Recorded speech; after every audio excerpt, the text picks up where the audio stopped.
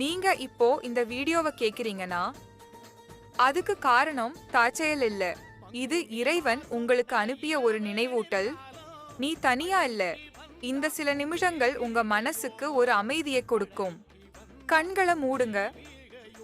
ஒரு ஆழமான மூச்சு எடுங்க. நாம வாழ்க்கைய புதிய கண்ணோட்டத்துல பார்க்க போறோம். இந்த உலகத்துல ஒவ்வொரு மனிதனும் ஒரு கேள்வியோட தான் பிறக்கிறான். என் வாழ்க்கை இப்படித்தான் போகுமா? சிலருக்கு பணம் இல்லாத வாழ்க்கை, சிலருக்கு அன்பு இல்லாத வாழ்க்கை, சிலருக்கு நம்பிக்கை இல்லாத வாழ்க்கை. ஆனா எல்லாருக்கும் ஒரே மாதிரி ஒரு விஷயம் இருக்கு. பிரச்சனை. வாழ்க்கை என்ன சொல்லி கற்றுக் கொடுக்குது? வாழ்க்கை உங்களை தண்டிக்க வரல, படிக்க வைக்கதான் வந்திருக்குது.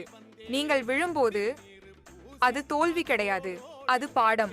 நீங்கள் அழும்போது அது பலவீனம் கிடையாது, அது மனசு சுத்தமாகிற தருணம். விதி, வழி, முயற்சி. உங்களை வீழ்த்தும் அளவுக்கு விதிகள் எழுதப்பட்டிருந்தால் அந்த விதிகளை வீழ்த்தும் அளவுக்கு வழிகளும் நிறுவப்பட்டிருக்கும். ஆனா அந்த வழியை காண வேண்டும்னா முயற்சி வேணும். காத்திருந்தால் வாழ்க்கை நகராது. நடந்தால்தான் வாழ்க்கை உங்களை கவனிக்க ஆரம்பிக்கும். எதிர்பார்ப்பு இறைவன், நேரம் நாம் எதிர்பார்த்து காத்திருப்போம். இது நடந்தா சந்தோஷம், அது கிடைச்சா வாழ்க்கை ஷெட். ஆனா வாழ்க்கை என்ன செய்யுது தெரியுமா? நீ எதிர்பாராத நேரத்துல, நீ நினைக்காத வழியில, நீ கேட்டதை விட மேலானதை தருது. அதுதான் இறைவனின் செயல். அதனால நேரத்தை நம்புங்கள், உழைப்ப நம்புங்கள், உங்களை நம்புங்கள்.